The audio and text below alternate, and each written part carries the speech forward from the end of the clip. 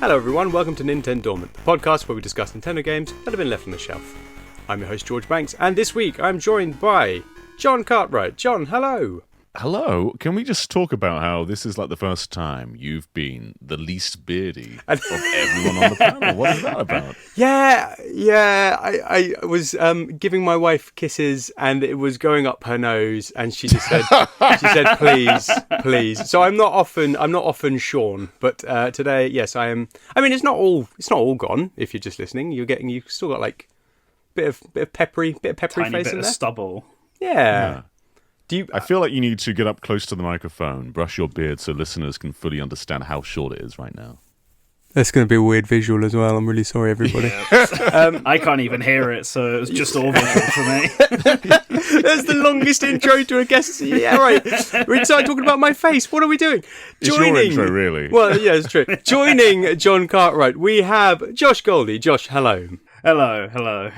I will say I did notice the lack of beard when you came in, but I wasn't sure. I didn't want to mention it. I was like, I think you're the most bearded this week, which again is I think that's quite unusual for us. You're the most. Is there a reason for this? You're rocking this new style. I just have not shaved. Okay. I have taken this weekend. This is the first weekend I've been home in a month. Ooh. And so I've just made it a lazy weekend. Done nothing but play Xenoblade and sit on the couch. Oh, nice. I feel like you've been jet-setting quite a lot. Too much. I don't know how it happened, but I think I went to London like 4 or 5 times. Right. Like, at least once a week. It just got exhausting by the end of it. So I'm ready for the next month to be calm and casual. Yeah, there's nothing big coming out in the next month or happening in the next month, as far as I know. No big Nintendo news inbound that I can think of in particular. No. A month and a week. Well, then you go. That's fair. I love the thought of you sort of saying it's too much jet setting. Like it's not lovely living this extravagant lifestyle of just shooting off to London and shooting off to a different country. The furthest I've been afield from my house was probably B&Q today. So that was good. That was nice. In the last month, it was nice. It was good. We bought a pot. It was a good time. How about you, John? Any exciting adventures you've had recently? Maybe beyond the B&Q of your local town? Oh, I went beyond B&Q. So B&Q's pretty close to my house. Okay. I went to Odeon today to watch Bluey's chef collection. Okay. Which is all like the episodes of Bluey where they cook things. There's like 10 of them in a row. And they made him a film out of it. Yeah, they made a little movie out of it. So it's like 90 minutes long. We got Exquisite. some popcorn, lived it up. Does Gordon Ramsay guest star at all? He doesn't. He should been there. Dropping F-bombs at Bluey. Just screaming at the dog children. Bluey's Kitchen. Have you played any Bluey computer games? Because I know that there's... I feel like there's quite a large collection of them. I don't know if there's a large collection. There's like a Bluey game that released last year, and my expectations for it were high. Because the Bluey IP is a luxury one. There's never been a bad Bluey product. It's top tier, like entertainment for adults when the kids are watching it. It's fantastic. Exactly. This game, though, it feels like it was made by the usual licensed game lot. Right. They've done like Cocomelon games. They've done Peppa Pig games. It's the same developer as those. And they don't really do Bluey justice, I've got to say. That's my hot take. No. Is it better than the Peppa Pig game? I haven't played the Peppa Pig game for reference. Probably, though. Well, the Peppa Pig game has an honour to the Queen in it. So that's true. The Bluey game doesn't have that. So I don't know which is... God, makes them even. And they're children of the Empire. Outrageous that they didn't include that. This is disgraceful. I feel like maybe this is I smell a video coming along, John, maybe. Maybe if there's like a large amount of Bluey games out there, then yeah, let's sacrifice a 3-hour video to Bluey. I always the want patrons an vote excuse. for it. Yeah. I'd be down to watch that. Well, there are some games that we probably wouldn't play ourselves if we had the choice, but we are going to play another little game right now.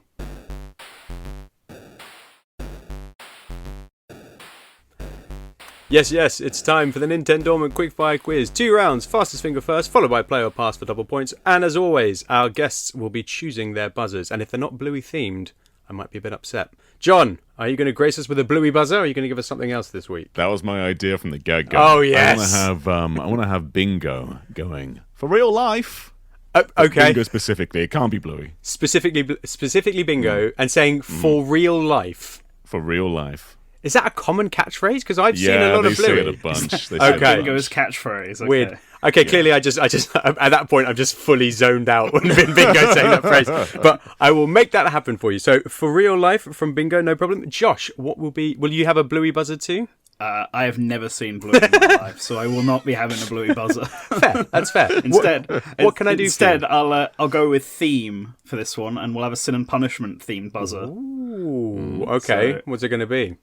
It's going to be a common one. I just want them to say "get bonus." Excellent. That as my buzzer. Yes, I should really be like easy that one. to find. Get bonus. Is that consistent across the two games? I don't remember, to be honest. I think it is. Yeah. Okay. I know it's Staple in the of first game. Yeah. All right. Get bonus. I can do it, and it feels quite appropriate for the quiz as well. So thank you very much. All right. I want an extra point every time I press the buzzer now. Sure. You don't do well enough in these quizzes, so I think we'll give you the edge there. Yeah. No, that's totally fair. I'm so fearful. You should be. Josh has been gunning for this episode for a long time, so here we go. Although that does put the pressure on Josh, John. It does, yeah. He's going to look bad now. Well, we'll see. Turns out I've never played Sin and Punishment before. It makes sense. Right, fingers on buzzers, here we go. Set in a dystopian future Japan, Sin and Punishment sees you battling a number of different forces in your quest for survival. But what is the collective term for the mutated creatures you battle? Get bonus! It's Josh. Right in They're there. the ruffians. They are the The ruffians. ruffians, That's very right. nice. Yeah, they're sort of nondescript ruffians. It feels like it's quite a broad term in the game. Yeah, I'm not really sure where the name comes from. It's just what they call them. It's strange. Decided to call them. We'll get into the story. I mean, as much as we can get into the story without it becoming a sort of confusing psychedelic mess. But yes, it's hilarious how it's the least threatening sounding name you can think of, but also Ruffians. the name of a food source. Ruffians. Yeah. But like, would you also want to sit down for some delicious ruffian steak? Because I don't think I'd be up for that really. But we'll get into the stuff to do with the game. Yes, 1 point to Josh. Well done. Question 2.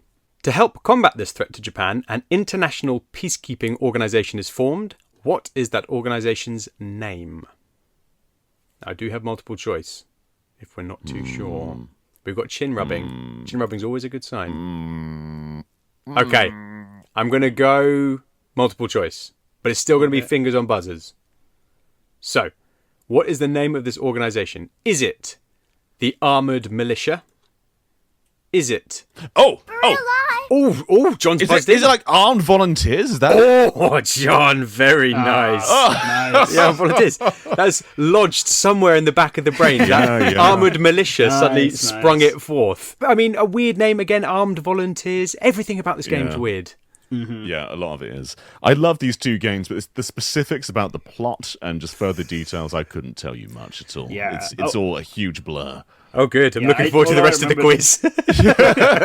Yeah, all I remembered was the Japanese government are like backing them, and that was it. I had a vague volunteer memory, but I knew there was something. It wasn't just the volunteers; there was something else there. I didn't know that about the Japanese government. We've got so much to talk about when we get to the game. There's so much to talk. Okay, that's fine. We're going to press on with the quiz. Question 3, 1 point each. Here we go. You take on the role of two different characters in Sin and Punishment, Saki and Eren, with the latter needing to rescue Saki after he transforms into a gigantic, rampaging ruffian. But what triggers his transformation? Get bonus! What? Let me get the question out, Josh, and then let you come in. Okay. What triggers his transformation? Josh, there we go. I mean, do you want the short answer or the long answer? I want to know what happens on screen. On screen. That okay. like the catalyst. Let's say the catalyst. The catalyst for it. He like sinks into a sea of blood. That's all I'm looking for. That's it. That's perfect. Okay. Yeah, okay, good. Yes, because there is a ridiculously long answer to that question. But yes, it's a really quite a horrible cutscene. Yeah. Yeah, I mean, he's fighting the psychic girl, and then she also falls into the blood and transforms into a monster. And Yeah. I mean, I don't even know why there's a sea of blood in the first place. To be totally honest, The sea of blood, which Just then the entire game disappears. nodding along. I don't know what's happening. I'm like, cool. I played it on the Switch, and I was doing the sort of record on my Switch to capture some of the cutscenes, to sort of look back for this episode, and I just sort of went back through them and went, no, I don't know. I still don't know. I've watched it in isolation, not fretting about the gameplay. Still don't know. All good. 2 points to 1. Well done, Josh. Fingers on buzzers, please, for question 4. The Wii sequel, Sin and Punishment Star Successor, reveals the existence of multiple Earths used to breed human civilizations. But what Earth is Issa, the game's protagonist, from? Get bonus. Ooh, Josh. I'm just going to clarify. Do you want the one he's from or the one that he lives on? Oh, that's a flex. The one he's from, please. The one he's from is Earth 4. The one he lives on is Earth 5. Oh, hang on. Oh no, Josh might have undone my quiz. Right, hang on. I think so. Hang on, because I thought he was from Earth 5, but the game is set on Earth 4. So my understanding was that Earth 4 is the Earth from the first Sin and Punishment game, and Earth 5 is the surviving Earth after the Sin and Punishment game. Okay. I think he deserves the point. Okay. That was my understanding of what happens. Maybe I am wrong, but that's what I thought was the case. It's so hard to understand. I thought he was from Earth 5, and Earth 4 was a desolate Earth. We're going to get into this. I'm going to give John. Did you have any inkling what Earth he was from? I was like Earth Beta. Great. Okay. Delta. I'm going to give Josh a point, and I don't even feel bad about it. It's fine. All right. 3 points to 1, Josh. Well done. Last question of fastest fingers first. Fingers on buzzers, please. In the training mode for Sin and Punishment, you are accompanied by a small sentient black blob. But what relation to the blob is the final boss of the training mode? I don't know if I've done the training. Ooh. Oh, it was well worth it, because I tried to jump in without it and got battered. The training mode isn't where you're running through the field of fire, is it? No, that's just the first level, mission, isn't it? Okay. So the training mode, you're in like a sort sort of Tron-style grid kind of level thing. I mean, What relation is the blob is a very funny sentence. there's very few relations that you can have. I mean, if you want to just punt one, I don't really have multiple choices. I can make it multiple choice. I'm going to make it multiple choice. Yeah, let's do that. Okay, all right. All right. Is the blob's... is the secondary blob the primary blob's mother, brother, or father? For real life. John. Is it mother? It is not mother. Josh. Okay. Is it brother? No, it's father. Excellent. Cool. So no points for that one. Almost there. I don't think I've ever done the training mode now that I think about it. Yeah, it's super weird. Like, it teaches you the basics. It's quite useful. It teaches you about the dodging and like the sword and the gun and everything. And then you're accompanied by this little sort of floating black blob thing. And it's weird, as you can imagine. And then at the end, a much bigger black blob comes along and basically says something about its daughter. And then I think it says it's going to maybe eat you and then you kill it. It's weird. And there's never an explanation about the blobs. I don't know if they're ruffians. Right, okay. I don't know. I think we're going to be saying I don't know quite a lot in this episode. And I'm really sorry. Probably. Yeah. Well, at the end of Fastest Finger First, that's 3 points to Josh, 1 point to John, which means you go first for double points here, Josh. Are you ready? Yes. I think these are easier. I don't know. Let's find out. Okay. An early boss battle in Sin and Punishment sees you take on Brad alongside a young woman who has transformed into a dog-like ruffian via his blood. But what is her name? Is it... Okay. Oh, do you want to do the multiple choice? Another mad flex. No, if you want to, you can go for it. I'll go for it. I think it's Leda? Is that how you say it? Yeah, he's nailed it. Yes, it is. It's Leda. Well done. Little applause there. Thank you. I bet I have a question about the blob. Like, what's the blob's favourite hobby? What's the blob's favourite? How many teeth does the blob have? I think you've got a friendly one, John. I mean, assuming you've played the sequel. Yeah. Yeah.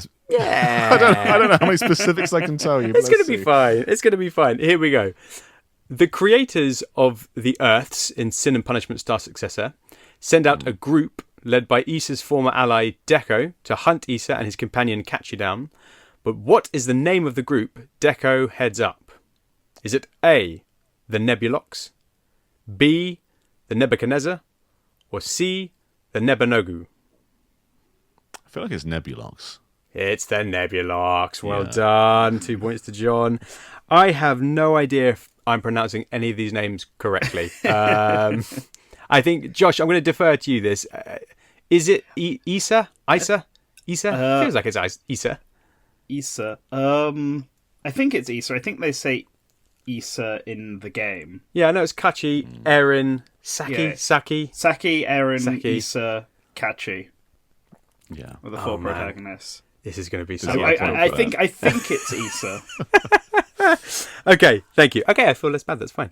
Okay, 5 points to 3. So, Josh, you can wind up the quiz with this question. Are you ready? A working title for the game can be seen in Sin and Punishment's credits, despite having no other mention throughout. What is that name? Is it A, Paper Soldier, B, Hollow Soldier, or C, Glass Soldier? Now you can play or pass. I'm going to pass this one. I actually don't know. Yeah, I feel like I do know. It's Glass Soldier, It's Glass Soldier! John gets the 2 points. That makes things very interesting. It's 5-5. Yes, apparently it was like a development name because it was at one point linked to a previous game that Treasure had made, maybe Alien Soldier or something like that. Oh, that makes sense. Yeah. Right. So I think they kind of linked it to that. And then even though it's never mentioned anywhere, I think in the credits it says based on Glass Soldier or something. You go, that's not a thing. Yeah, based on things that never existed. So yes, Glass Soldier is the name that appears with no explanation. One of the many things that has no explanation, but a significant thing that has no explanation. Sin and Punishment. John, it all comes down to this. Are you ready? No, but let's do it. Okay. All right. It's play or pass. Okay. So, what is the name, and this is very specific phrasing, what is the name of the weapon you wield in the game? Is it A, the dolphin gun, B, the beam katana, or C, the cannon sword? I feel like I know the answer, but I'm not confident enough to say it. Oh, are you going to pass? Is it in the dialogue anywhere? Is this something you have to like fish out of the manual? I don't know. If I'm being honest, I just googling Sin and Punishment trivia, but I have done my research enough-ish, and I'm pretty confident about it. See, my problem here is Josh runs a website so associated with Smash, and he's for sure written up movesets for these guys a million times, and he must know the answer to this question. I think the name of it is in a Smash trophy, in fact. Yes, of course he knows it. Yeah. So I can't pass it to him because he's going to get the question. I feel like it's Beam Katana. It's not. It's not Beam Katana. He knows what it is. Do you know, Josh? Do you know? I was leaning towards the first one, Dolphin. It's the dolphin gun. It is. Of course it was between that and Beam Katana. I see. Well, I threw in Beam Katana as a bit of a red herring because that's the name of the sword in No More Heroes. That's the Beam Katana. Yeah. And then I think technically it's called a cannon sword, but the name of the specific cannon sword is dolphin gun. So I was being Tricky. I was being a bit. Everything was right apart from what I said. Pretty much. Pretty much. So good job. It was a very, very tight quiz though. 6 points to 5. Josh, you take the quiz. Well done. Well done. And that means this week you will be going first as we move into the main event.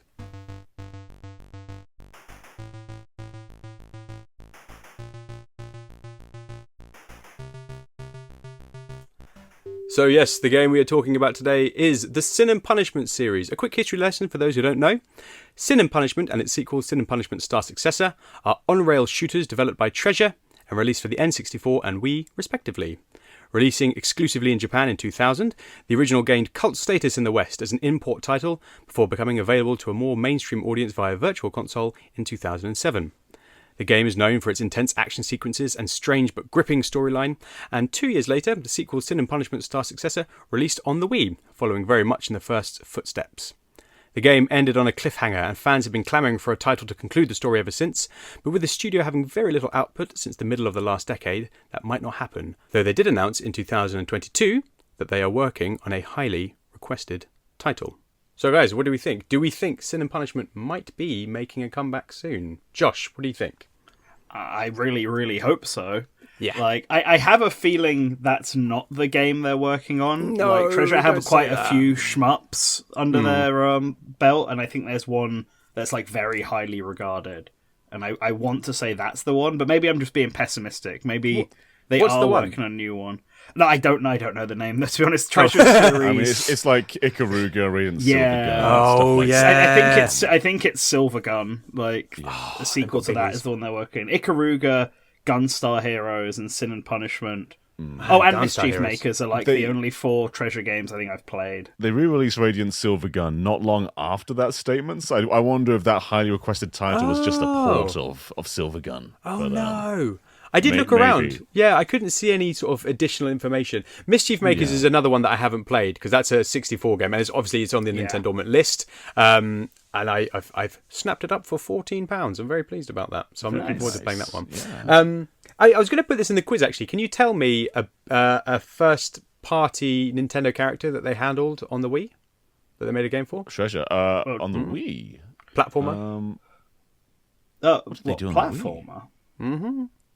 I know they did Wario World on the GameCube. Oh yes, I was going to say. Actually, I might have got that wrong. GameCube. Yeah. I was gonna say. Doing my usual bang-up job. Yes. No, man, Yes. I love Treasure. They're some of the best. But I think They're right great. now, I'm pretty sure they're just like a small room of people now. Yeah, I think there's like 4 or 5 of them, and that's Yeah. it. Oh gosh, and it's like I mean, we've mentioned some of the games that they made before. Their output and their library was incredible for sort of 2 decades. They made really like earth-shattering games that were just great to look at, great to play, felt wonderful. I mean, let's talk a little bit about Sin and Punishment because we've kind of veered off to talk about Treasure. I played it for the first time. As I mentioned, Josh has been sort of gunning for this for the podcast. Thank you, Josh. Excellent choice. And I played it for the first time. I put it off for years and years. And I've got my handy little, for anybody just listening, I've got my N64 controller with me today. And, you know, normally with the N64, you play like this with your thumb on the left stick. And this is sort of quite famously, it turns out, a game where you play like this with your left thumb on the D-stick and your right thumb on the analog stick, which is mad. But it feels fantastic, right? And it's sort of strange that it wasn't used more because I kind of pitched this game as a kind of cross between Murasami Castle and Star Fox 64 on LSD. It's sort of just got that intense, mad gameplay, bullet hell on rails, with a just totally sort of trippy story. John, what are your sort of thoughts about the game in general? Yeah, I think a modern comparison would be Kid Icarus Uprising. Yeah. Just the flight sections, though. Like, Yeah. The on-land portion. And it's basically that.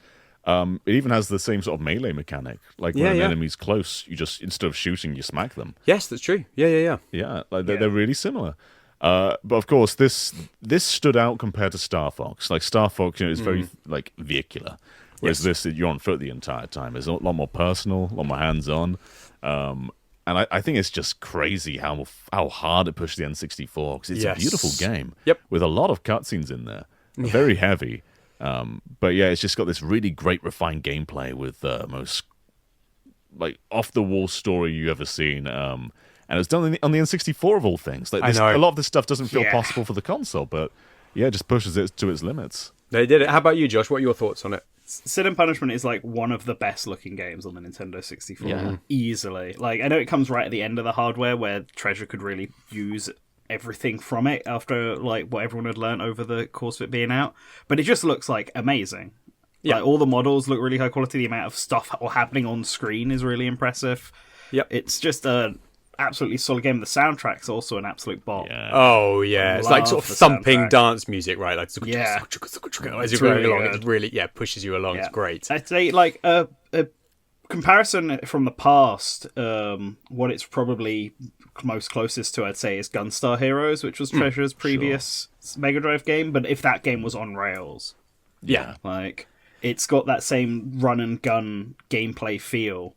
Yeah, it's intense. And it just has you moving left and right, except for that one stage where you do just move left and right, and it becomes it's not an auto runner anymore. It's just a platformer at that point. Yeah, but I quite like that, right? So, like as we mentioned, I mean, it still does look very good. I read an interesting thing about it. Apparently, they actually sort of reduced the amount of polygons they used so that they could kind of get more out of the gameplay, make it more fluid, make it faster. And I think there is something about that actually gives it quite a unique aesthetic among 64 games. You know, it kind of like looks slightly more angular and rougher than something like GoldenEye, for example. But it's very spiky. Yeah, but it looks good.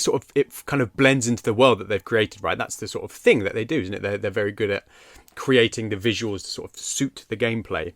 And I really like that the gameplay is on rails, so you're largely behind the character, traveling through levels. But then you do have things that get mixed up. There are some side-scrolling sections like we talked about where you're jumping up and down things. There's a bit where you take down Leda, so one of the characters we mentioned earlier. She's transformed into like a dog-like thing, and she's on top of these columns, and you're basically going round the columns, right? So you're still behind you and still 3D, but instead of going forwards or sideways, you're kind of going round a 360 platform. So it does really nice things like that to sort of mix up the gameplay, and I think it just does that really well. It keeps you really engaged, and it's it's probably only a few hours long, but there's enough variation in the gameplay to keep you hooked the entire time. Yeah, absolutely. It's such a great mix between treasures, platformers, and shooters. It just kind of combines everything together. But you've got Gunstar Heroes, you've got like Ikaruga kind of stuff in there. It's everything that they excelled at, just kind of shoved into one. And the Wii game's great too. Wii shined when it came to the pointer, and that's pretty much what this game was. We didn't get a Star Fox, so this was like it really stood out as like the system's rail shooter. And it was brilliant. Yeah, and it feels like there's more options in Star Fox, right? Like you can kind of, it feels like you have more choice and control because you're not limited to a vehicle in how you kind of tackle that stage. Sorry, Josh, you were going to say something. Yeah, no, I think the Wii game is the harder one of the two as well. Like if I remember right, it's like the Star Successor is extremely difficult compared to the first one, but it also had multiplayer. If I think it did anyway. Right, it did. I think it might. Well, I don't know if they were simultaneous. I think it might have been there were like two cursors on the screen. Yeah, I think there's just one. I think there's two cursors, and player 2 only controls the second cursor, but doesn't control the second person. Classic Wii. Yeah, like, even though there's like half-arsing characters. Put another one on screen. Nah, just stick a cursor on there. They'll just waggle the Wiimote. It's fine. Don't worry about it.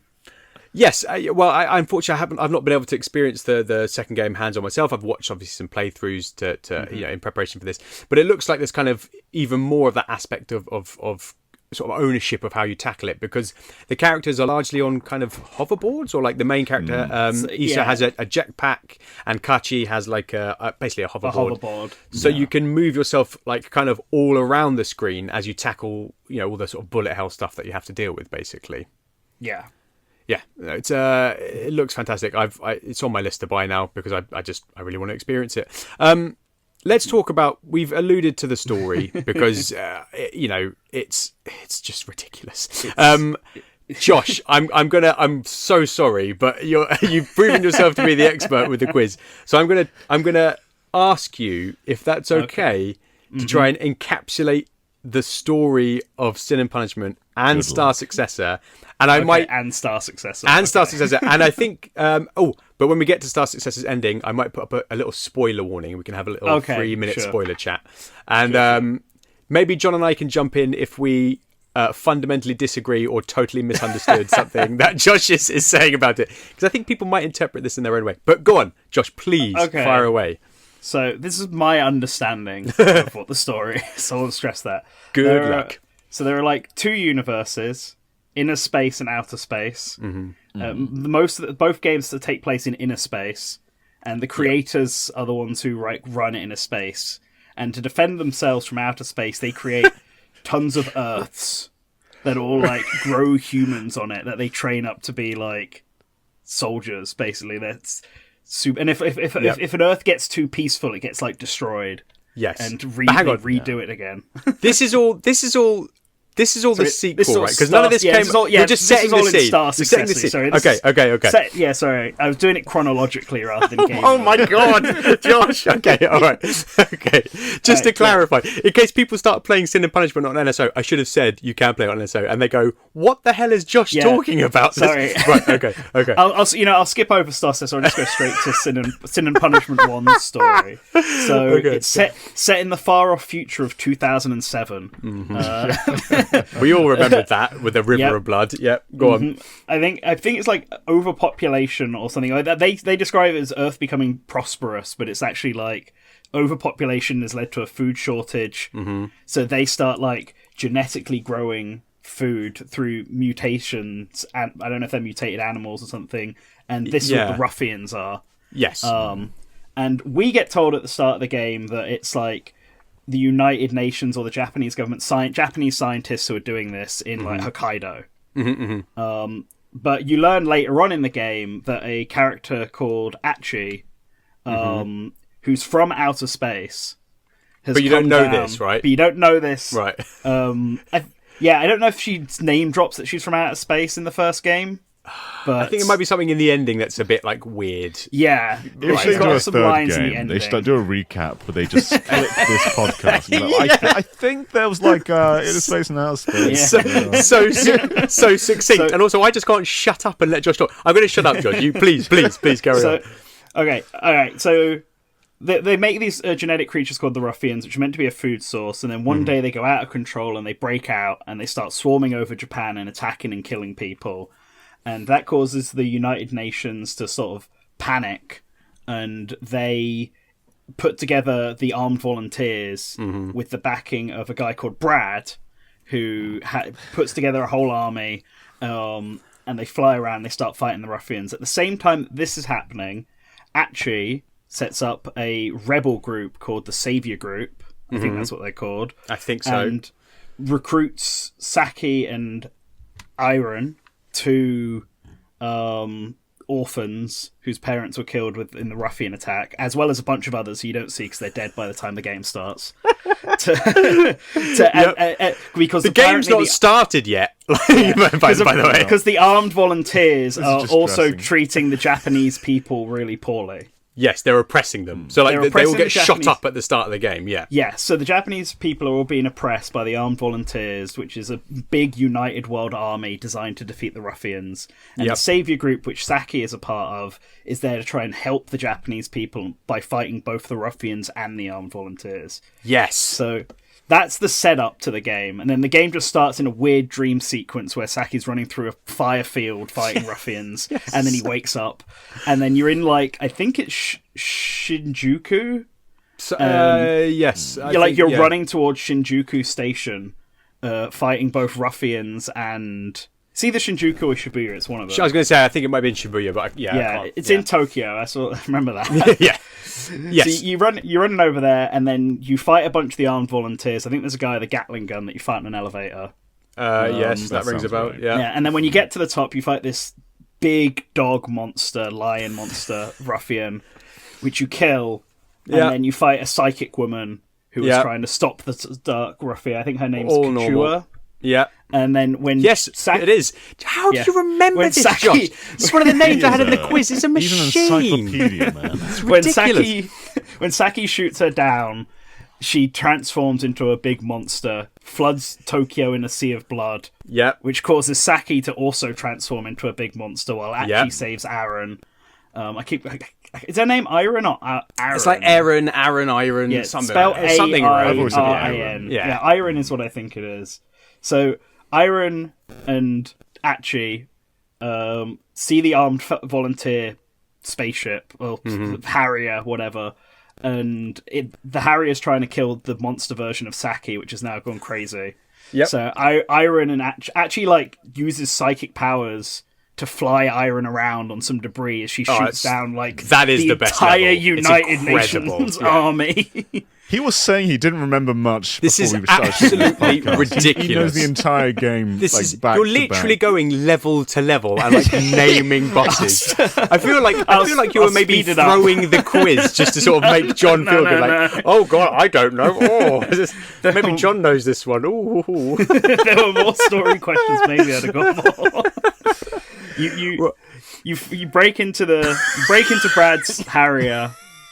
Yeah. Fight Leda, the dog Brad. girl. Yeah. And then you fight Brad. Yeah. And then you kill Brad. You just defeat the armed volunteers, and you're not even halfway through the game yet. Oh my god. And then Achi tells Iron that she needs to shoot Saki, and she doesn't want to do it. Wow. And then am I going to make a cup of tea? Please. Sorry, all right, I'll speed up. You see, Iron sees Issa in the future. And then saves Issa, and then it turns out to be Achi was mind controlling Iron the whole time to make her shoot Saki, and then Achi throws Iron into Saki. Into Saki's his body, chest, into this big his monster chest. chest. Yeah. It's gross. Yeah. With the idea that Iron will be able to control Saki, and then Saki disappears, like warps away, and Achi's like, "What the heck?" And then Saki turns back into a normal human, but he's still like mutated. And this is where you find out the twist of the game. Yes. Okay. Is that Achi was behind the whole thing. Achi came down to Earth and started set up the ruffians. And when she came down to Earth, she set up the ruffians because she wanted to create a super army to defeat the creators. Yeah, are name dropped in the first game, or at least a creator is name dropped in the first game. Yeah. And her first plan for this was Brad, who was going to be the original super soldier. But then Brad, both in a mix of like, I guess, teenage depression and finding out Achi's secret plan, decided to make his own super soldiers, which is like Couture, Leader, the persons you'd fought beforehand. May I interject with something with this? Yes. So something we didn't mention is that Achi gives people her blood, which basically gives them like mad powers, right? So she basically brings Saki back to life and Eren back to life by giving them her blood, and that's how they're sort of super strong and can fight. Brad has her blood, and then Brad gives his blood to other people, which is technically Achi's blood, which is what transformed them. Yes. And then go on. I was going to say, because his blood isn't as pure as Achi's, that's why some of them, like Leader, turns into a weird dog person.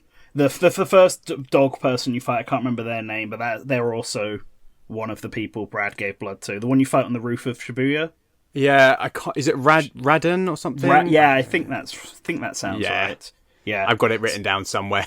Yeah, so Achi's whole plan was to make an army of ruffians and a super soldier to lead them, which was originally Brad, then became Saki, and was planning to use this army to create a new Earth, her own Earth, and then have them fight against the creators, who she hated for some undisclosed reason. And that's the final boss, right? She basically creates a new Earth, and you have to be this huge monster. The Earth That's herself. Right. And you're basically, and like this Earth is firing missiles down while you're defending the other. Do you remember the final boss from the first game, John? It's a wild final boss, the first one. Oh, sorry, John. I'm going to give John a chance to jump in. No. You remember it so much more clearly. It's incredible, Josh. Yeah. But that final boss, like you said, Josh, is absolutely mad. Like you're just kind of on the top of this curved Earth, missiles raining down absolutely everywhere. Yeah. And it's so intense because it took me a while to realise that you had your damage up on the screen for Earth, and you're trying to basically damage their Earth enough. And the thing we didn't mention in terms of like gameplay is kind of, it mentions, it's very loose with the instructions of the game, but you can fire your cannon, and there's different reticles. Never explains the difference. It turns out the one that doesn't lock on is stronger. Didn't know that. But then, if things get really close to you, you can melee them with a sword, and more often than not, that knocks a projectile back at them, and you need to do that to actually be able to take down a lot of enemies within time limits in the game. That was a wonderful recap of the first game. John, what stood out from that for you, like in terms of your memories of the game? It probably is that ending. As soon as you started talking about it, it was very clear. Just picturing the entire battle. That was such a monumental thing to achieve on N64. Yeah. There's a lot of that game. Like I in the moment, I'm witnessing it. And I'm like, what the hell is happening here? Clearly, Josh had like a complete grasp on everything. Me and John say like, we don't know what's going on. Just let me tell you, it's this and this. Even though it was quite unclear what was happening, though, I think you still kind of get a small handle on the gist, though. But there's so many cool moments in that game, and the final boss is like the highlight. Yeah.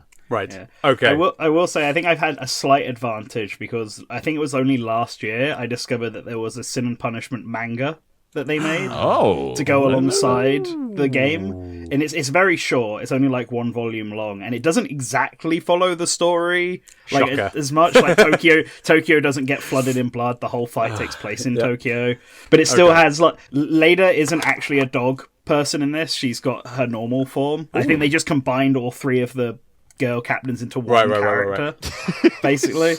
But Brad's there and all that, and he lasts a bit longer in the manga. Okay, I'm worried about us having time to do our pitches, so let's do a recap of Game 2. I mean, you've already said quite a lot about the Game 2, but it's tough though, isn't it? Because I think actually when we pitch our games, I don't know obviously, but I imagine we're probably going to talk about the story in them because it's such a mad, interesting aspect of the game. So I think actually, and because Sin and Punishment didn't reach a big audience, I think it's actually quite good to have a sort of at least vague grasp of what's going on. So you mentioned about Inner and Outer Space.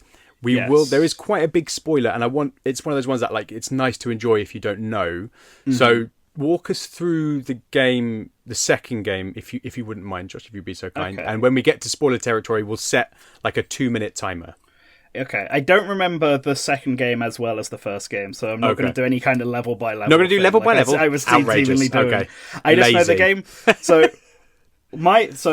the whole game is set. Well, no. So Nebulox, if that was their name, are from Earth 5 and are like the creators' like best army. And Issa is a part of this. Issa is the son of Saki and Iron, who's a kid in the first game and is name dropped at the end of the first game by Atri. And he's training. He's one of the best members of Nebulox. He was like a friend to Deco, who's like the leader of Nebulox and like the strongest guy. And so he gets sent off on a special mission to go hunt down this girl that the creators think is going to be a threat. This girl who's on Earth 4, which is an abandoned Earth. Yeah, they've wiped out humanity because they're not useful anymore, basically. And then Issa goes there and then meets her, and she's this amnesiac girl who doesn't seem very she doesn't feel like she's going to harm anyone. She has a cool hoverboard. And so Issa's like, I don't want to kill this girl. She's rad and has a cool hoverboard. And so just decides all good reasons. Why would you? Abandon all his friends and deflect from his army just because he doesn't want to kill this one girl who doesn't have a name, so he calls her Catchy. And the two of them, when Nebulox finds out, they send these things called, I think, the Keepers after them, which are like these monsters that the creators use to destroy Earth. Yeah, and Nebulox go after them. Yeah, Nebulox go after them. All the bosses, I believe, are from Nebulox, like the different Nebulox generals. And so most of the game is just Issa and Catchy running away from Nebulox and taking down their generals one at a time until they eventually get to Deco, who then, like, I think manages to incapacitate Catchy and then fights Issa. And then almost beats Issa, but then his ruffian blood, because as it turns out, as the son of Saki, he inherited ruffian blood and has like a mixture of human and ruffian, and that makes him way stronger, apparently. And he can transform. Yeah, and so he transforms into a monster, and then Catchy fuses with him in the same way Iron did with Saki in the first game, so that he doesn't lose his sanity. And then the two of them in monster form defeat Deku and all of Nebulox. Excellent. And destroy everything, and then they're like, and then we'll go for the craters next. John, can we just cut? I mean, it was incredible. Absolutely ridiculous. That could have been a video on its own. Yes. Like, it was so succinct. I might just chop that out and just stick it on YouTube. No, I mean, it is an absolutely bonkers story, and that is very succinct and really well done. Thank you, Josh. I'm going to set a timer now for 2 minutes. So if you jump ahead 2 minutes from now, it will be spoiler free, but let's just talk spoilers about the end for the second game. Now, so yes, just walk us through the sort of spoiler ending, if you will, Josh. So the spoiler ending is that defeating Nebulox and fusing with Issa causes Catchy to regain all her memories, and turns out that she is Achi from the first game, who is now like, yes, now I can go back to my original plan, and I have Issa, who's my actual ultimate warrior that I've been trying to make since the first game, is now complete. This is it, back to plan A. and basically everybody's saying to him, like, you're an idiot for saving this girl the whole time. He's going, no, it's fine. And like, she got hoverboard. She got hoverboard, mate. It's rad. And it plays like it's so good, the scene. So I think you have to finish the game with both of them to unlock the ending, right? Because then you do a different thing. And it's like playing really soft, gentle music, and she's going, some of my memories are coming back to me. And then, it says, I remember my name. It's not Catchy. And then the music stops, just goes, Achi. And that's it.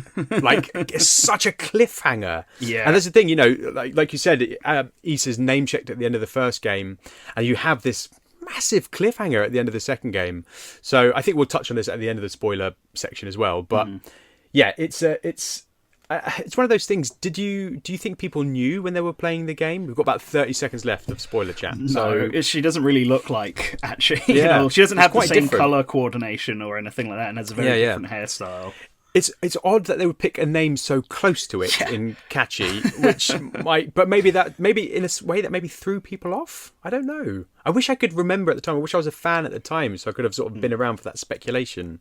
There weren't that many people talking about it, though. Like, even those who played the game, there was like a sub portion of Nega fans, and they made up a very small amount of people. Such a shame. We are just coming to the end of our spoiler section, so if you're back with us now, no more spoilers. Thank you very much. Oh, I've just got... I did the... I'm not using this feed. I did the thumbs up and some fireworks appeared behind me. So what a shame that we won't have the fireworks. So we won't mention anything to do with the spoilers, but basically the second game, much like the first game, ends on a really big cliffhanger, which is why fans are sort of hankering for another entry. And I mean, my pitch does sort of go into a little bit, so I might mention spoilers there again. The last thing I'll say, let's all pitch in one last thing before we sort of head on to our pitches. But the thing I really loved, and yes, I did play it on NSO with a sort of NSO and 64 pack, but there was something about playing it and having old clunky rumble. I miss, like, don't get me wrong, HD rumble is great, but just having this controller just being like when doing something was really like, I love HD rumble. I wish rumble would be used more, but N64 rumble, just the big old brrr unit, I quite miss. So you feel that rumble. You feel like your wrist cane afterwards. Yes, John. I'm glad you played it with that controller though, because it's quite awkward with the Switch controller, because it's with the D-pad and the analog stick. So you're holding it like this, which is weird. Yeah, it's not good. It's not well thought through.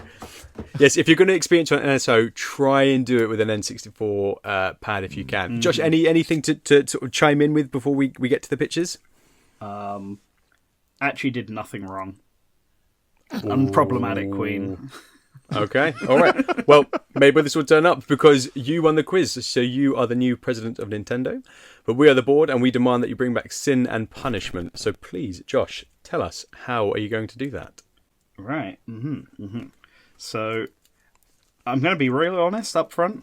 I think my pitch is going to be kind of boring. I'll be real, because realistically, we kind of mentioned it earlier, but I would really like them to do something like Kid Icarus Uprising.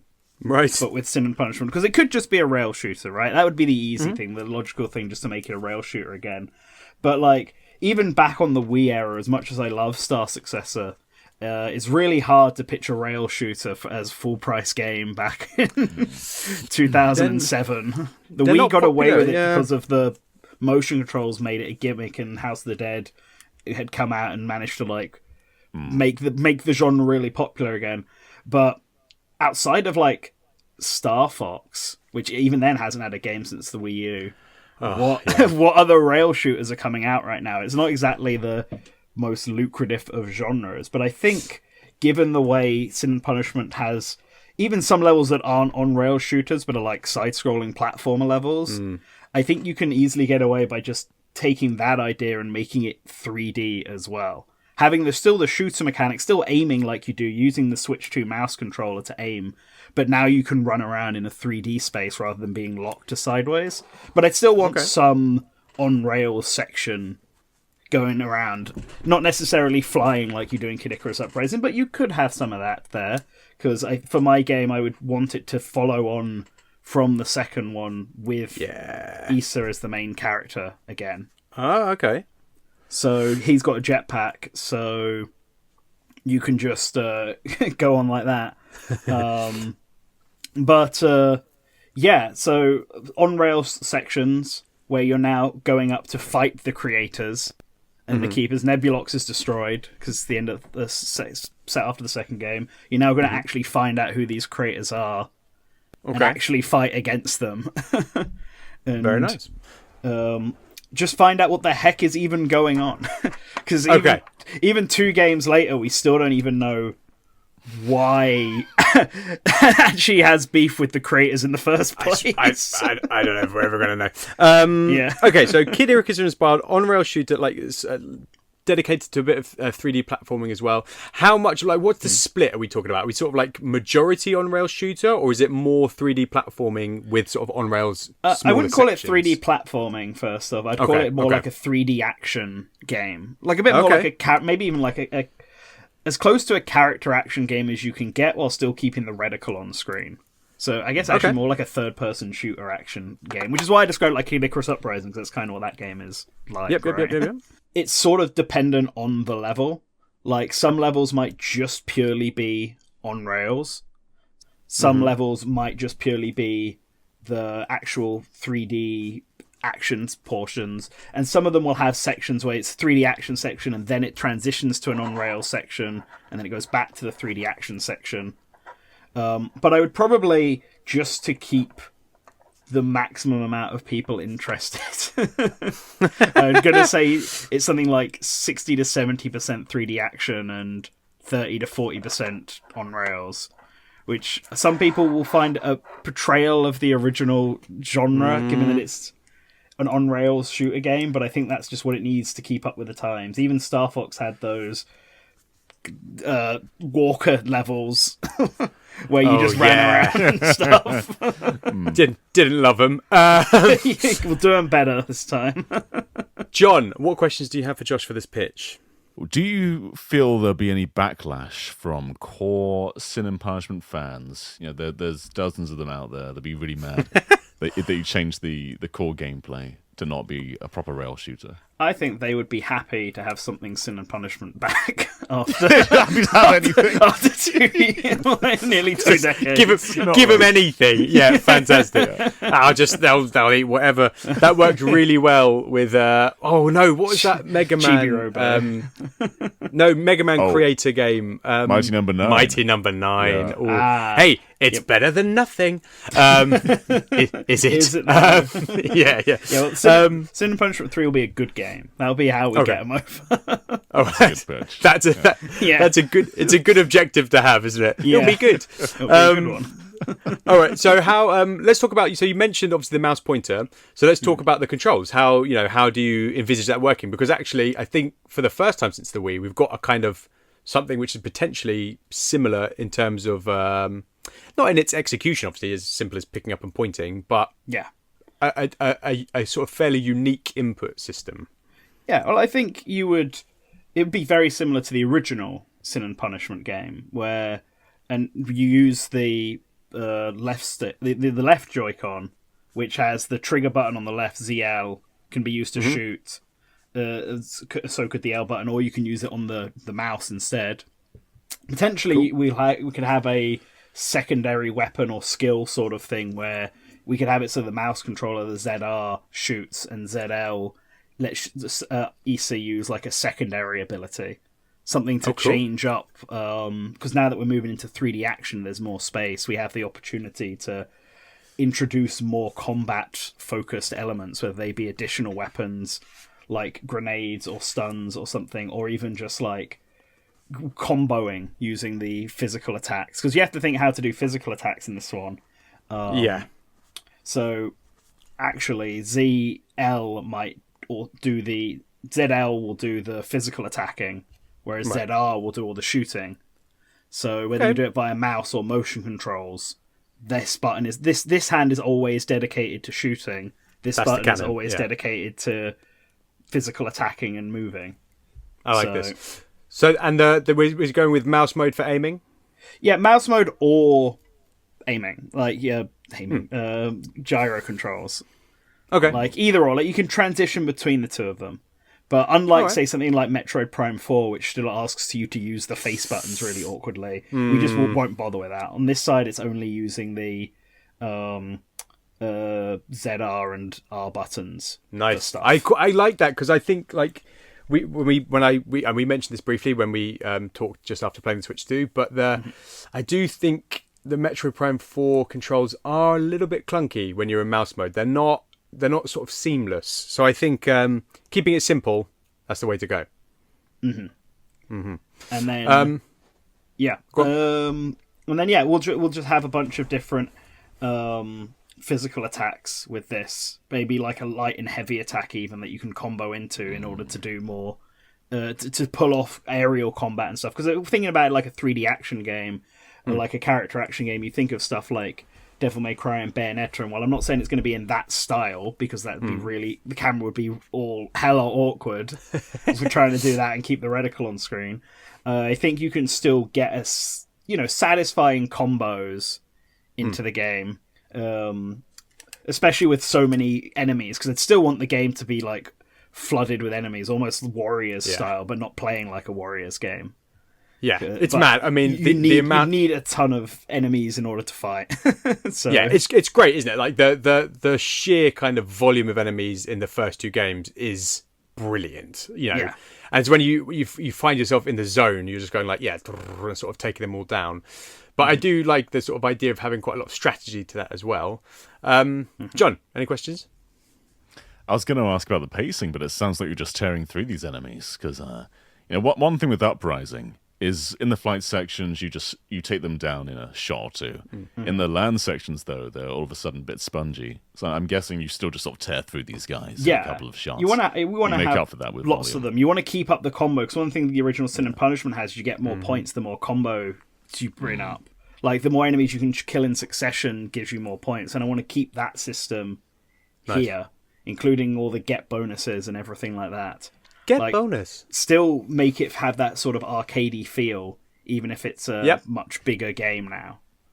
See, I think people still have an appetite for sort of arcadey experiences, particularly something on rails where you're right, it has kind of like gone missing in recent years. It's not a popular genre anymore, but I think gaming goes in cycles for things like that, doesn't it? Metroidvanias were sort of out of fashion for a very long time, and then over the last few years they've absolutely blown up and are everywhere. So I think if any game's going to do it, it's going to be Sin and Punishment. What is it? We mentioned the sort of visual style. So the Wii one, I'd say, you might chastise me for this, but slightly more generic looking, dare I say, than the N64 version. It probably is. It's a bit murky looking. It's a bit more. The characters look a bit more of the era, let's say. So what? Yes. So what do you imagine, kind of visually? I'd rather it looks closer in line with the first game, but obviously that's very jagged and stuff. I think what Smash Brothers did with Saki is a pretty good middle ground of not looking too generic, but also softening it out a bit by taking advantage of more polygons and all that.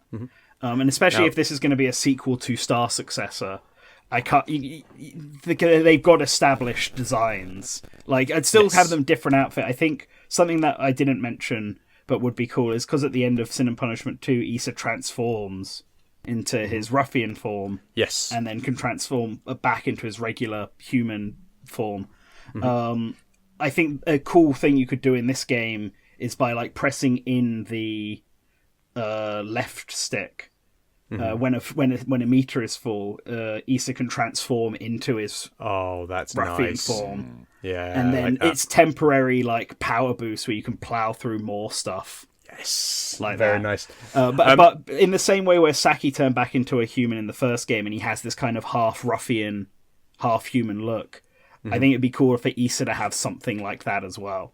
Like maybe over the course of the game's story, it's like slowly taking over him bit by bit as he's becoming a bit more contaminated with it. Prime 3 corruption style. Yeah. So like, and that's part of his sort of character arc issues that he's having in this game. That he's being slowly taken over by the ruffian side of him. I'm going to pause just briefly to tell you off because we nearly got through a whole podcast without mentioning Smash Brothers, but you did it, Josh. You brought it in. You mentioned it earlier about the Smash Trophy. You mentioned that. Oh, yeah, it's my fault. Oh, damn it. Oh, okay, I got to tell myself off. All right, so last questions from me would just be just a super brief, and we want to keep it spoiler light. So, what is the story in a nutshell, and who's developing it for you? Story in a nutshell, super brief. I want it to just sort of follow on from the original and conclude what seems like it could be a trilogy of stories. Yeah. I think part of the reason to also have this slightly more expanded gameplay style, rather than it just being an on-rail shooter, is so that more time can be spent trying to tell a story. Because the stories of the Sin and Punishment games are really interesting, and they're just told in the most abstract way possible because they have to stick to this on-rail shooter format. And you've got such a small amount of time to digest it, haven't you? It's just like cutscene, go, blah, and like enemies, blah, and then just all of a sudden there's cutscenes again. It's just, which I love. Like it's just pushing and pushing and pushing. But yeah, I would like a bit more time to digest it. John, any questions to wrap up this pitch? I feel like that's a really good pitch. Yeah, no questions. Yeah. In terms of who's making it, Treasure. But because they're like 5 people, are also then being supported by, let's say Bandai Namco. One of the Bandai Namco's teams in on this. Nice. Okay, that is lovely. Thank you very much. Well, John, you are now the president of Nintendo, but we are still the board, and we still demand that you bring back Sin and Punishment. So please tell us, how do you plan to do it? Okay, so first off, big applause to the last president. Very good job. Thank you. This president doesn't feel like he's going to get the confidence of the board, but he's here anyway. He says, okay, guys, Sin and Punishment 1 and 2, very well received, very large fan base, not very large numbers. We want large numbers. So he takes the logo, Sin and Punishment, and rubs it off the whiteboard and writes Memoirs of Deceit. And the board is looking at him weirdly. He's like, what is Memoir of Deceit? Well, Memoirs of Deceit is a brand new IP, seemingly. Okay. Seemingly. There's connections to the gameplay which eager-eyed fans will say, hang on, that's a bit Sin and Punishment-y. But the entire story is kind of unique. We've got new characters, a new world, new objectives going on. Nothing is really shared with Sin and Punishment. Okay. Up until the climax. So it turns out we are in a parallel world to Sin and Punishment. And the title, Memoir of Deceit, the letters rearrange, is an anagram of Sin and Punishment. No, it's Even not. though the letters aren't really there. No, it's not. Yeah, I was going to say, I was really impressed with you for a second. It could have been really cool. And then I got to the A for and punishment and went, no, nonsense. Please continue. I have confidence in our president. Please continue. Sure. So you know how Metroid Prime 3 and Federation Force, they both kind of have the same end credit scene. Yep. Where Salix is just being a bad guy. Doesn't develop anything. Federation Force is just kind of reminding you, like, well, he's a bad guy. We're doing the same thing here. We're just reminding people of Sin and Punishment 2's ending. So fans are going to be like, hey, you didn't actually continue the story at all, but they'll have hope that we might do it someday. But yeah, this story has nothing to do with anything, really, the core story. It's all about fighting a people called the naughties. You got to fight the naughties. They're really bad guys. They do lots of bad things. But what really sets this apart from and reminds you of Sin and Punishment games, and I'm afraid it's going to sound really similar to what Josh said because I think we've had very similar ideas. So what I'm feeling is it's kind of near automata-y, okay? So we're in a kind of a sandbox environment in a third-person view. And we are using aiming controls for the majority of what we do. So, mouse mode, gyro, sticks. You're going to be aiming, and you can either hit or you can shoot. So it's kind of neary in that sense. You can either have your little drone shoot, apart from the gun does the same thing. And yeah, there's going to be a lot of different action attacks. We're making it a bit more of a third-person adventure rather than just a rail shooter. However, we are going to incorporate different forms of Treasure's history throughout the gameplay. Ooh, so the sandbox environment hosts story beats, and the story beats go off into more linear sections. And we're going to have those sort of like Ikaruga and Radiant Silvergunny sections where it becomes a bird's eye view shmup. But we are retaining the DNA of the core gameplay. So even in those shmup sections, you're going to be aiming with the mouse, you're going to be shooting. And like Radiant Silvergun, there's going to be both melee attacks and shooting attacks, even in the flight sections. We're also going to have more like traditional Sin and Punishment-y, like behind-the-shoulder rail sections. We're going to have more kind of Gunstar Heroes kind of sections where you're platforming from the side. So we're mixing all of Treasure's legacy while sort of retaining the Sin and Punishment DNA, while also scraping Sin and Punishment's DNA from most of it. But we feel like what's really going to make this marketable is bangable characters. Great. Yep. All right. So you look at Define. You look at Nier Automata. Would that game be successful if 2B and 9S weren't bangable? The answer is no. Got a point. You go to Comic-Con, you see a million 2Bs. Do those people love Nier Automata? We don't know. We just know they love 2B. They look at her, they say she's bangable. Oh my god, John. And that's what we want. We want a slice of that pie. How many times have I said to you, family-friendly podcast, and you said within 1 minute, bangable 3 times, John? Please don't let me. Just please carry. I can't write this in your pitch summary. Just carry on. Just please, just get to finish the thought for me, please, John. Okay. Okay. So you're probably wondering how you make them bangable. Oh, jeez. Well, Good I'm in character so design. much trouble. Yep. Please. Yep. Yeah. How? How? We should make them really hot, you know. Cool. Yeah. Great. Okay. In which case, like, this is pertinent. Then, who is developing this? Because surely you're going to pick a developer that makes the most bangable characters. So this is going to speak volumes, John. You've got to pick wisely here. Yes.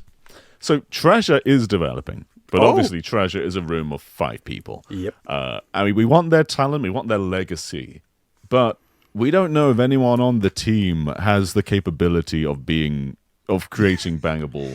You're going to say something very different. I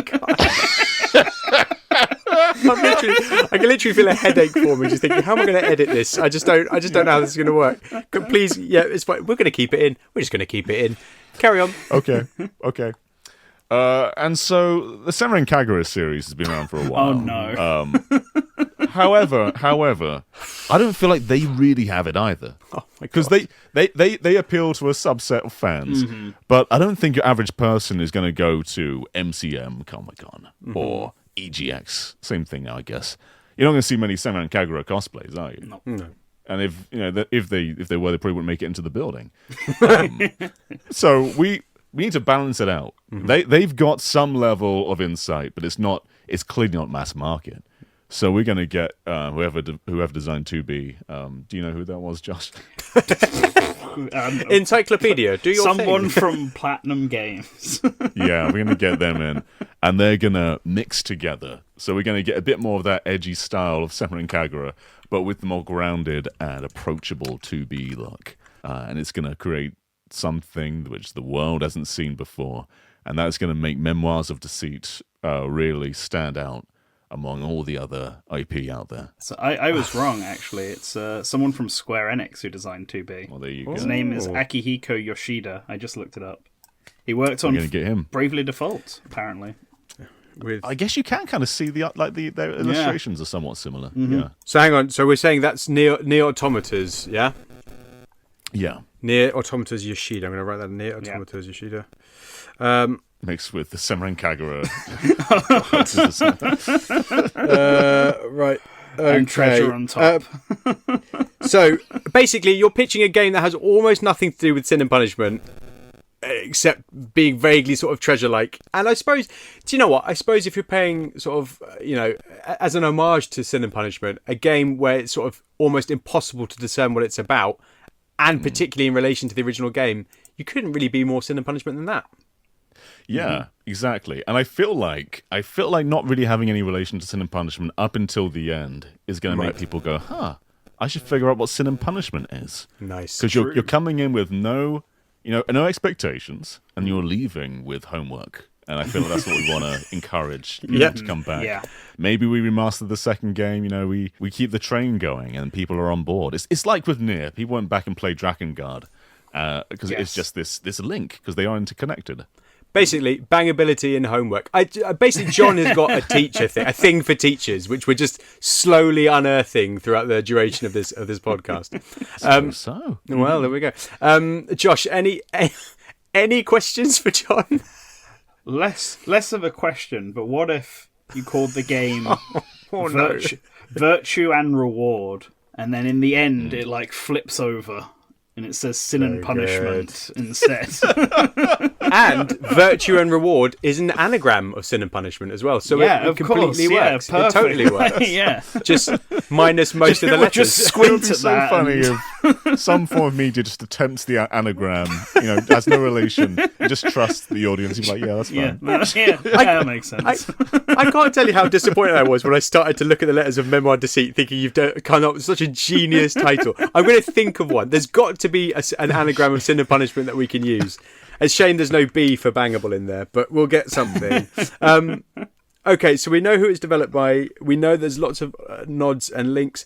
Honestly, I can't think of much else to say. What's the music going to be like? Because is it going to? I mean, are we talking like jazz to go with your theme, or are we talking hard pumping dance tracks? What are we going with? Jazz mixed with church choir. Yeah, classic combination. Do you know what? I wish I could be Aaron and just nip into John's brain just for a day, to understand how he dreams up these games. Would I play this game? Yes, I would. Would I understand it? No, I wouldn't. So very Sin and Punishment. Well done. I have no more questions about this pitch. Do you have anything for us, Josh? No, I think it's pretty solid pitch. Solid pitch. Bulletproof. Yep. We know. I like the idea of tricking the audience into playing Sin and Punishment. I actually calling it a different game. So. And we know what gets the monies in is thirsty people wanting to see these characters. Exactly. All right. Well, we're very short on time, so I'm going to throw in my pitch. It's less bangable, but we're just going to go with it. We're just going to see what happens. So unlike you guys, I have kept it as a solidly on-rails game. I want it to be an on-rails shooter because I don't think there are enough of them around. It is a genre I love. I love Star Fox. I really enjoyed trying Sin and Punishment for the first time. My story, I'm just going to try and be sort of vaguely vague about it, but it is sort of rounding off the trilogy. A character has succeeded in creating their own world with a massive army, and it's slowly destroying the Earth 5 from the second game. So basically these two worlds are at war with each other, and you take on the roles of Issa, Saki, and Eren, and they're sort of scattered across the Earth, and you're basically trying to make your way to the core of this Earth, the attacking Earth, to blow it up. So you're in these cities, and then you're sort of basically tunneling and burrowing underground, and it gets more intense to get underground in 3 different places. There's a different path through for each character, and then they kind of merge into one. So once you clear each path, you've got like a sort of secret ending that you can unlock. They all control differently. So Issa's got his jetpack back, so he's one that goes all around the screen. Similar to you, Josh, I had Saki basically being able to transform and go into like a massive beast mode for his stuff. Eren's more about sort of close-up combat, so hers is much more sort of sword-heavy. They can all do all the different things, but there's sort of a focus on each one for them. So yeah, Issa's gunplay, Saki's swordplay, Saki's sort of transformation stuff. Eren's kind of sort of swordplay focused stuff. I want it to be kind of N64 visuals. I know that sounds mad, but I kind of want them to lean into the really stylistic polygon thing and make it look like good polygon art. I don't know if that's a thing, but do you know who I have faith that could achieve that? I'm going to drop the S-bomb. It's a Sakurai game. Yes, it is. It's Sora. It's Sakurai. He's going to be wrapping up Kirby soon. That's going to ship. He's going to think, I've got nothing to do. And I think, apart from making the new Smash Brothers game, obviously, but I think if anybody's going to be weird enough and nail the gameplay and style enough, and Treasure can't do it because there are 5 people in a room, he's the person that's going to do it. So that is my pitch very much in a nutshell. Definitely using mouse mode controls for aiming, and then you just pick it up and swipe to actually just swipe your sword. That's cool. Yeah, nice. So you've got the mouse mode, and then if anything comes near you, just go swipe, and you can sort of swipe that along. I'm going to nick your idea, Josh, about making it very basic, just using the top 2 clickers on the old mouse, and keeping everything controlled in the left hand. And that's my pitch. Any questions from the board? I think we've got time for one question each. Okay. This isn't a question, but I think it'd be cool if, because it's like 64-bit visuals, it'd be cool if there's like a level which is like super realistic, but the characters are still 64-bit. I really like that. Yes, cool. So the game's definitely going to have a dream sequence, because that's super weird and freaky from the first game. And maybe in that first game it is almost like, photorealistic. This is what we look like as humans. I think making it really trippy would definitely it's up there, because that trippiness is part of the game. We didn't even talk about this in Star Successor, but Kachi gets impaled on a pole at one point, and he's just like, "Are you okay?" He's like, "Yeah, I'm fine." And he's just there going, "What? Nothing's being explained. What is happening?" So, I'm going to... Yes, thank you, valued board member. I'm going to take that on board and have that level in the game. Any questions from you, Josh? Yes, you said you were going to have Saki, Iron, and Issa, but obviously Saki and... they're different age. Like Saki and Iron are like the previous generation. So are we just having them older, or is there some sort of time travel shenanigans so that we can keep them all? Because like Issa's... I want to say in their respective games, they're all like 14 or 15 years old. But that would make like Saki and Iron at like minimum in their 30s. If I think have them in that would be better for the bangability. So, yes, that's just to be in their 30s, which John definitely factored in when he did his pitch. I want this to be a sequel. So it's maybe 10 years on from Star Successor. So, Issa's in his 20s, and maybe Saki and Aaron are sort of grizzled veterans with greying hair. I really liked in Streets of Rage 4 that Axel and Blaze and Adam were old. Like, I just loved that they were older and they were still kicking ass. Like, it's... there's not enough of that in games. People don't age in games. I really like it when characters actually age. We've got one grey hair for Mario, but that's about it. So no, I would like definitely going to be grizzled, definitely going to be older, definitely a sequel, and pulling on those strengths that they have in the games. And any more questions from the board for me? I think this is a clear old board. Yeah, very nice. Well, we've got once again 3 very different pitches, which is always my favourite outcome on this show. But there you have it, 3 different pitches to bring back Sin and Punishment. Do you like Josh's Kid Icarus inspired 3D action game with on-rails sections, a dedicated sequel which finally reveals Achi's issues with the creators, utilising both Joy-Cons for intricate combat-focused gameplay developed by Treasure in collaboration with Bandai Namco? Do you like John's game, Memoirs of Deceit? A seemingly new IP set in a new world that ties into Sin and Punishment in its ending? Or does it? We don't know. A 3D sandbox game with combat options galore. The game is what? Bangable. That's coming. That's coming. The game is stuffed with nods to Treasure's history, with different gameplay style sections tying into a huge adventure. Developed by Treasure in collaboration with Nier Automata's Yoshida for maximum bangability of characters. Or do you... I can't believe I've just said that sentence, that's horrible. Or do you like my Sakurai-developed trilogy conclusion, with heavy focus on mixing up mouse gameplay and all the functions the Switch 2 offers, with an old-school N64 aesthetic, with 3 branching paths that ties into a thrilling conclusion set in a new world? Or do you have a better idea yourself? Let us know in the comments below. While you're there, if you could like and subscribe, we'll really appreciate it. I'll chuck all the links to us on BlueSky in the description. But for now, John, thank you very much for joining us this week. Thank you so much. It's always a pleasure. This is my favourite place to be. Hooray! I can't believe how many times you've said bangability. Have you said it? Have you only said it on this podcast today, or have you also said it elsewhere out in the world? I don't think I'm known for saying that. Okay. Like, it's not a catchphrase. John Bangability Cartwright. We all know him, right?